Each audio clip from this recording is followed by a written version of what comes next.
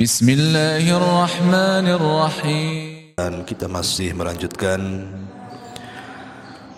kajian tafsir singkat dari surah-surah pendek dalam juz Amma, dan pagi ini masuk pada surah Al-Adiyat.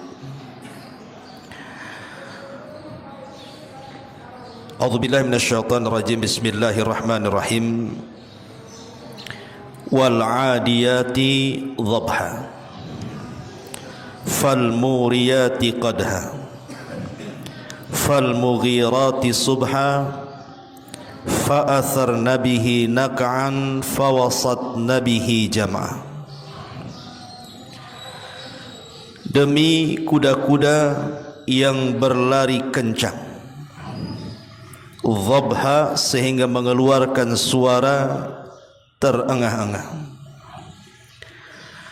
falmuriyati dan kuda-kuda yang memercikan qadha bunga-bunga api, falmughirati dan kuda-kuda yang menyerang subha di waktu pagi, fa'atharna bihi naq'a sehingga menerbangkan debu-debu, fawasatna bihi jam'a lalu menyerbu ke tengah-tengah kumpulan musuh.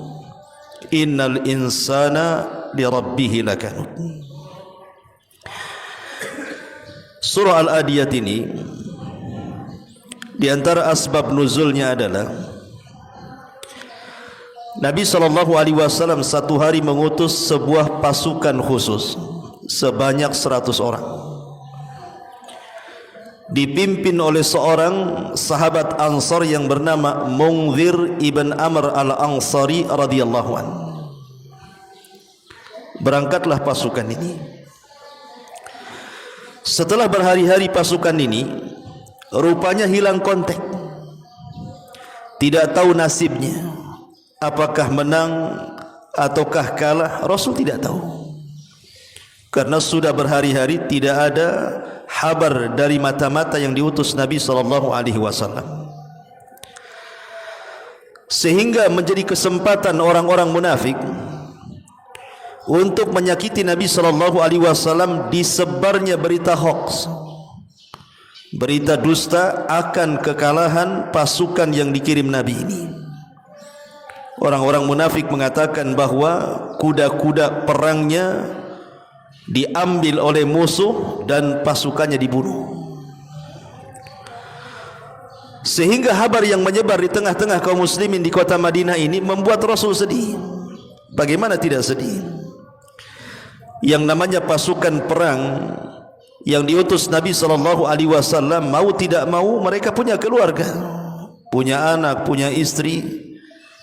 Sementara kemudian suami-suami mereka gugur di medan perang tanpa ada kabar. Maka membuat sedih Nabi SAW dengan pemberitaan orang-orang munafik ini. Maka kesedihan Nabi SAW inilah diobati oleh Allah Subhanahu wa taala dengan turunnya Al-Adiyat ini, bahwa mereka tidak kalah, kuda mereka tidak dirampas, pasukannya tidak ada satupun yang dibunuh. Kemudian Allah Subhanahu wa taala menggambarkan bahwa mereka sedang perang. Makanya Allah Subhanahu wa taala mengatakan wal 'adiyati dhabha, demi kuda-kuda perang yang berlari kencang, saking kencangnya terengah-engah suara yang keluar dari kuda itu. Falmuriyati qadha, dan kuda-kuda itu memercikkan bunga-bunga api. Maknanya mereka berperang di waktu yang masih gelap, karena kalau siang hari tidak mungkin percikan sepatu kuda dengan batu nampak apinya. Falmughirati subha, dan mereka kuda-kuda itu menyerang di waktu pagi. Fa'atharna bihi naq'a, sehingga menerbangkan debu-debu. Fawasatna bihi jam'a, lalu menyerbu ke tengah-tengah musuh dan bisa mengalahkan musuh. Jadi Allah Subhanahu wa taala gambarkan kepada Rasul pemberitaan orang-orang munafik tidak benar. Justru pasukan sedang berperang, berkecamuk, dan Allah menangkan peperangannya. Inilah di antara sebab nuzul kenapa surah Al-Adiyat ini turun. Di sini Allah Subhanahu wa taala bersumpah dengan kuda. Kaidah Al-Qur'an ikhwan, kalau antum belajar tafsir,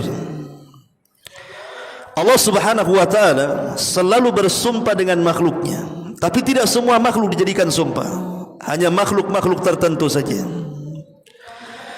Dan Allah Subhanahu wa taala ketika bersumpah dengan makhluknya dalam Al-Quran menunjukkan makhluk yang dijadikan sumpah itu memiliki keistimewaan di hadapan Allah. Tidak semua makhluk dijadikan sumpah, hanya makhluk-makhluk Allah yang punya keistimewaan di hadapan Allah. Salah satunya Allah bersumpah dengan kuda, karena kuda itu istimewa dalam Islam. Makanya Nabi SAW mengatakan fi nawasiha khairun, di ubun-ubun kuda itu ada kebaikan sampai kiamat. Makanya kita lihat bahwa di zaman Nabi SAW pasukan berkuda itu sangat istimewa, dan kuda ini punya keistimewaan tidak dimiliki binatang-binatang yang lainnya. Kenapa? Karena keberanian kuda itu ditentukan oleh penunggangnya. Jadi kalau penunggangnya berani, kudanya berani. Kalau penunggangnya pengecut, kudanya pun ikut pengecut. Jadi kuda itu tergantung siapa penunggangnya dia. Makanya di zaman Nabi SAW ada seorang sahabat namanya Zubair ibn Awam. Itu kalau naik kuda, ikhwan, dua tangannya tidak memegang pelana, tapi dua-duanya pegang pedang. Saking lincahnya beliau. Dan Nabi SAW memuji beliau. Makanya beliau satu di antara 10 sahabat yang dijanjikan masuk surga karena dikenal keberanian dalam perang, dan itu diwarisi kepada anaknya Abdullah ibn Zubair. Luar biasa. Ma'asyiral muslimin yang dimuliakan Allah Subhanahu wa taala. Wal 'adiyati dhabha, demi kuda-kuda perang yang berlari kencang terengah-engah. Fal muriyati qadha, demi kuda-kuda perang yang memercikkan bunga api. Fal mughirati subha, dan demi kuda-kuda perang yang menyerang di waktu pagi. Dan ini sunnah Nabi. Nabi SAW kalau menyerbu sebuah musuh, dia tidak akan menyerbu di siang hari. Dia tidak akan menyerbu di sore hari, apalagi di malam hari. Nabi itu kalau menyerbu pasukan musuh biasanya menunggu di waktu subuh. Jadi kalau Nabi SAW ini mau menyerbu, maka dia akan dilihat apakah di tempat itu terdengar suara azan atau tidak. Kalau terdengar suara azan, Rasul balik, berarti di negeri itu ada muslim. Tapi kalau tidak mendengar suara azan, maka Rasul langsung menyerbunya. Dari sini ada kaidah para ulama tentang perbedaan negeri Islam dan negeri kafir. Kalau di sebuah negeri itu, kayak di negeri kita ini, suara azan berkumandang di mana-mana, berarti negeri kita ini negeri Islam. Tapi kalau seandainya di sebuah negeri tidak ada suara azan, seperti negeri tetangga Singapura gitu kan, susah tuh suara azan. Mungkin satu masjid saja yang keluar itu, maka itu negeri kafir namanya. Jadi mudah saja menilai sebuah negeri itu. Kalau banyak suara azan di mana-mana, berarti negeri Islam. Kalau tidak ada suara azan, negeri kafir berarti. Dan ini membantah sebagian kelompok yang mereka mengklaim bahwa negeri kita ini bukan negeri Islam. Negeri kita ini negeri tagut. Maka siapapun yang kemudian loyal kepada negeri kita ditogut-togutkan tuh. Mereka tidak paham definisi negeri Islam dengan negeri kafir itu. Definisinya lihat suara azan saja. Karena azan itu syiar. Kalau syiar Islam nampak, itulah negeri Islam. Lah Nabi SAW selalu kalau menyerbu musuh itu di waktu subuh. Ada apa dengan subuh? Pertanyaannya. Nabi SAW mengatakan dalam sebuah hadis, nusirtu bis sabah wa ahlikatil adu bid dabur. Allah Subhanahu wa taala mengirim satu angin yang disebut dengan sabah. Kata Nabi SAW, aku ditolong setiap peperangan dengan angin sabah, sebagaimana kaum Ad dihancurkan dengan angin sore. Lah Nabi SAW ini mengambil manfaat angin itu. Angin itulah yang membawa kemenangan pada setiap peperangan, karena angin itu membawa berkah. Makanya Nabi SAW berdoa kepada Allah Subhanahu wa taala, Allahumma barik li ummati fi bukuriha. Ya Allah, berkahi umatku di waktu paginya. Kenapa waktu pagi waktu berkah? Karena ada angin yang disebut dengan angin sabah tadi. Makanya kalau antum baca hadis tentang wanita-wanita di zaman Nabi SAW, tidak ada satupun riwayat wanita-wanita berjamaah selain waktu subuh. Bukan berarti tidak boleh berjamaah di waktu selain subuh, zuhur, asar, boleh. Rasul mengatakan la tamna'u ima Allah masajid Allah. Jangan kau larang wanita-wanita kalian berjamaah di masjid.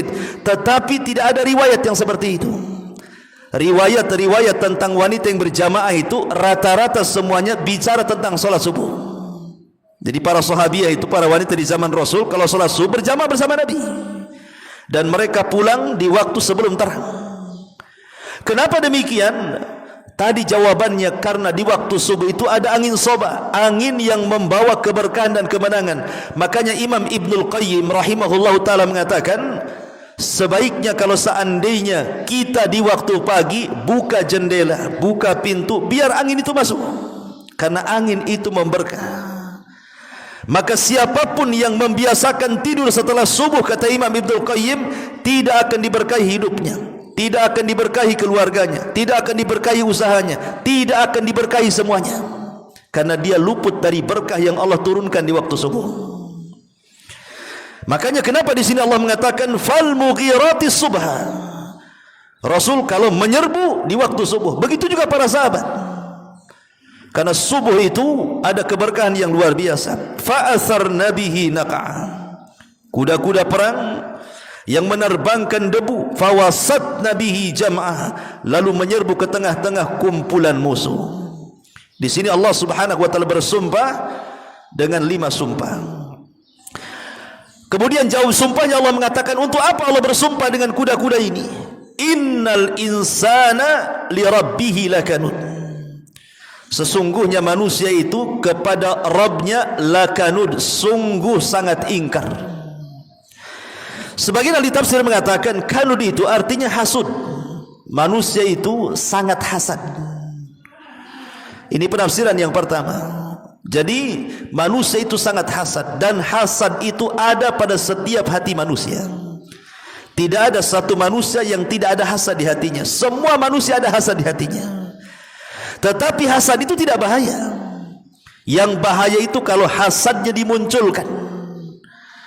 Kalau dimunculkan hasadnya, itu bahaya. Kalau hanya hasad saja dalam hati, umpamanya kita ada saudara kita punya nikmat, diberikan harta, kita pengen juga, itu kan hasad namanya. Kita punya kawan, rumahnya bagus, pengen juga, itu hasad, tidak ada masalah. Tetapi kalau seandainya hasad itu dimainkan, kemudian dia berangan-angan supaya nikmat yang Allah berikan kepada orang lain hilang dan berpindah kepada dia, itu yang disebut hasad mazmum, hasad yang tercela. Yang Allah Subhanahu wa taala menyuruh kita untuk berlindung min syarri hasidin idza hasad, dari keburukan orang hasad ketika dia memainkan hasadnya. Ini penafsiran yang pertama. Penafsiran yang kedua, kanud itu artinya manna'ulil khair, susah untuk melakukan kebaikan.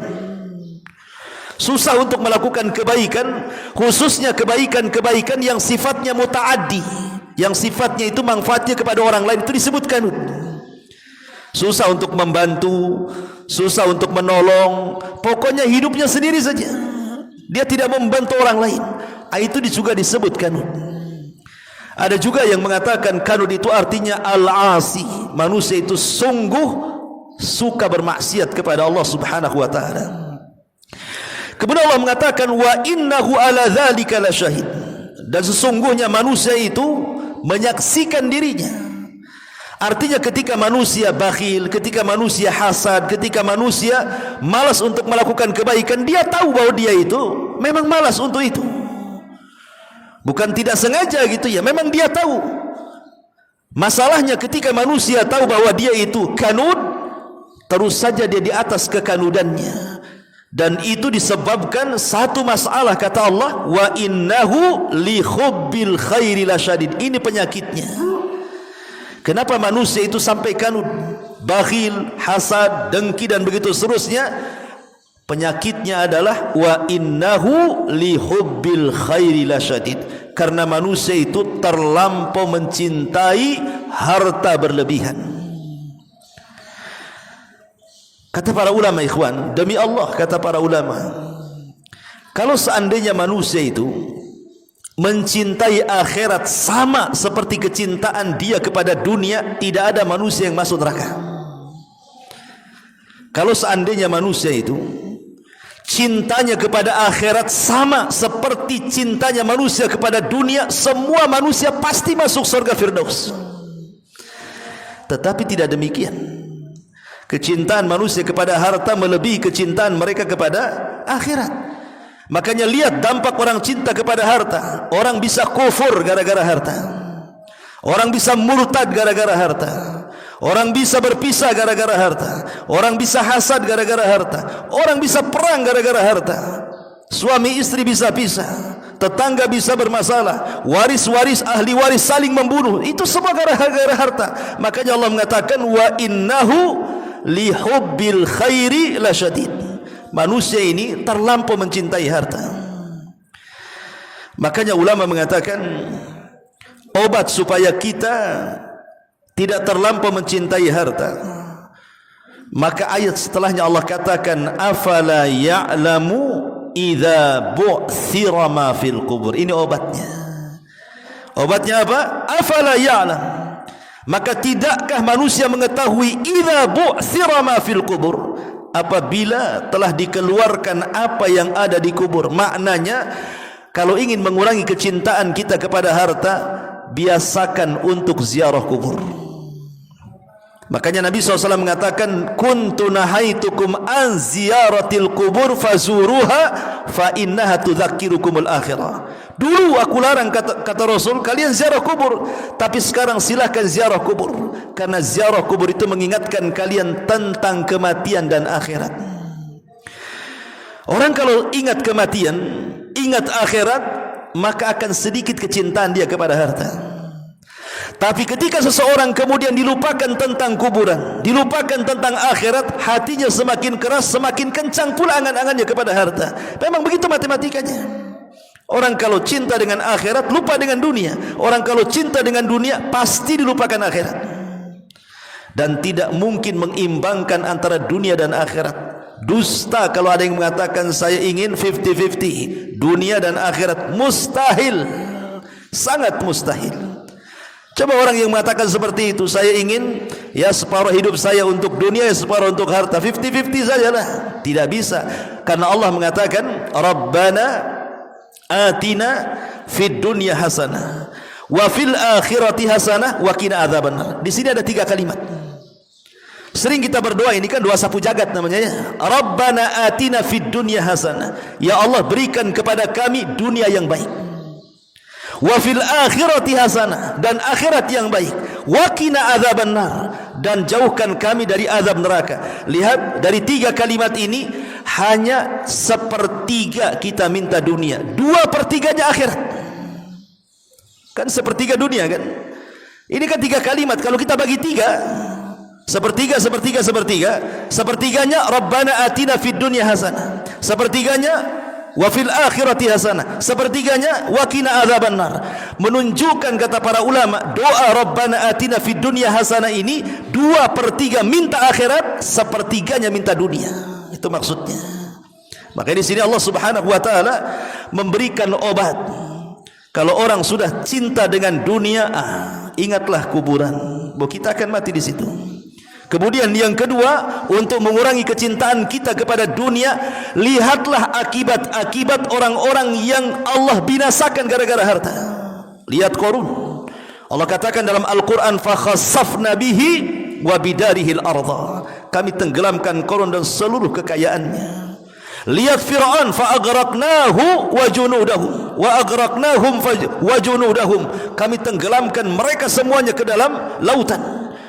Lihat Namrud, bagaimana Allah wafatkan dengan 1 nyamuk yang disarangkan di otanya 40 tahun kemudian mati.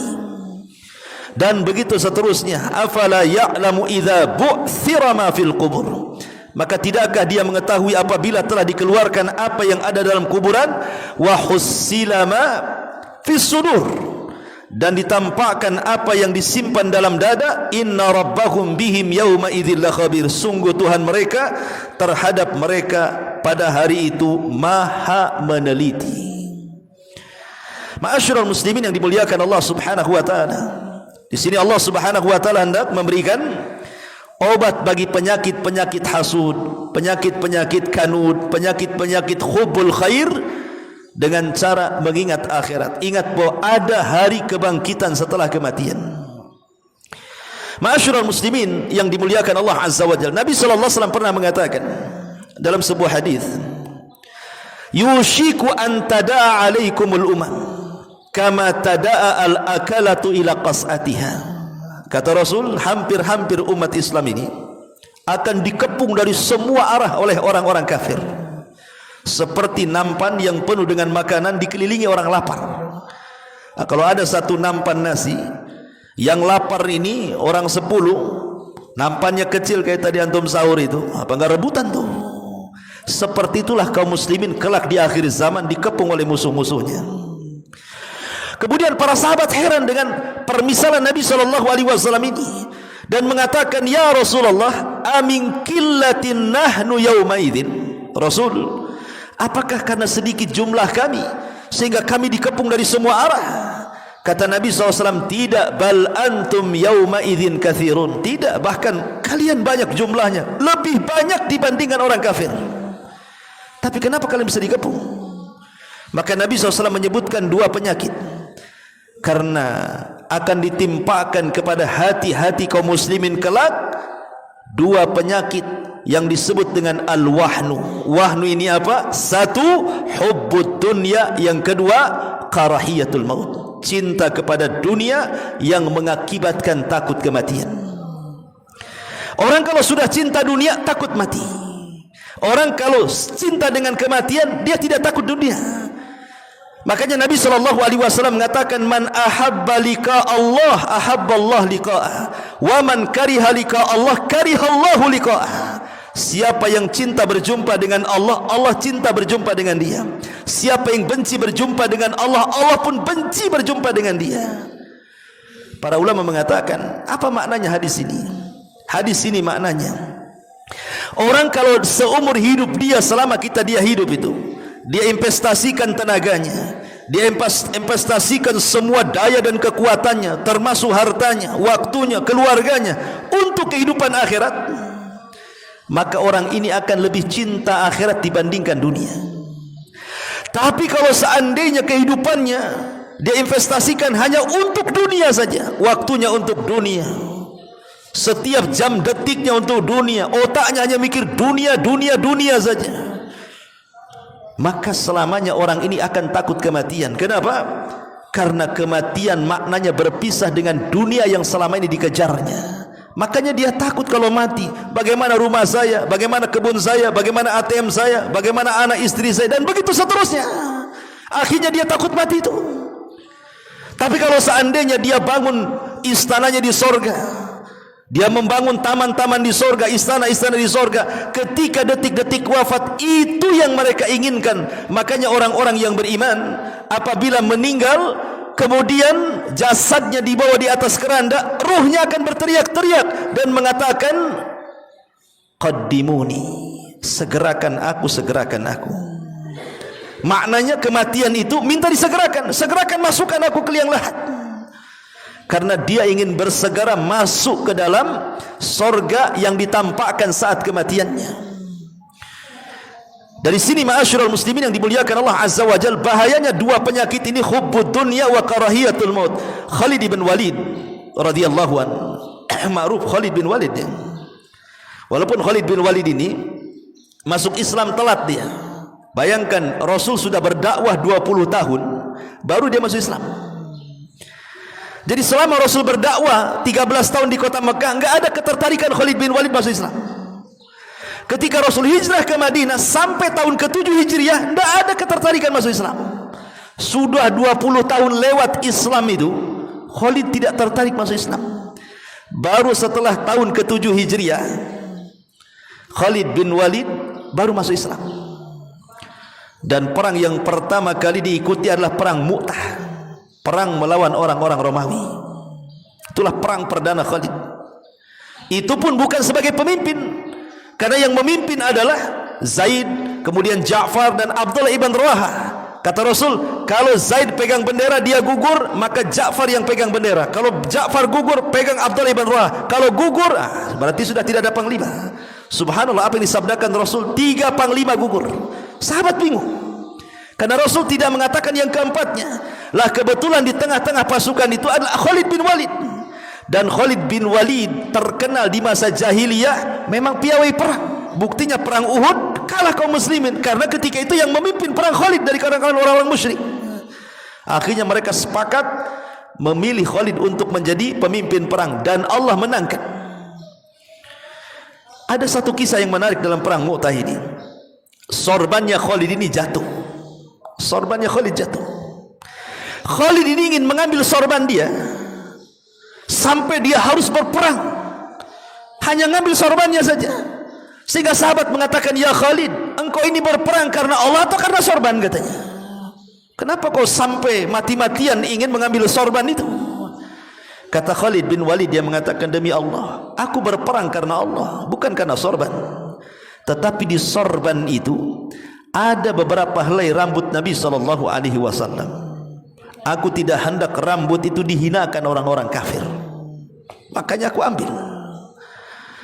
Lah ketika Khalid bin Walid dimenangkan dalam peperangan Mu'tah ini, sehingga pemimpin Romawi ini penasaran, kok pasukan kecil bisa mengalahkan pasukan gajah gitu ya. Akhirnya berdialoglah dengan Khalid tentang kunci kemenangan. Kenapa kok bisa menang perang? Nah, itu pertanyaannya.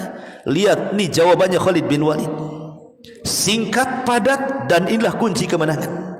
Kata Khalid bin Walid, karena kami kaum muslimin nuhibbul mauta kama tuhibbul haya, katanya. Karena kami cinta dengan kematian sebagaimana kalian cinta kehidupan. Itu mantap jawabannya. Karena kami cinta kematian, kalau kalian justru cinta kehidupan. Makanya saya katakan di awal, kalau orang mencintai akhirat itu sama dengan kecintaan manusia kepada dunia, tidak ada orang masuk neraka. Tapi rupanya Allah katakan, innal insana, sesungguhnya manusia itu kepada harta itu hubban jamma, melampau dibandingkan kecintaan mereka kepada akhirat. Wallahu a'lam bishawab.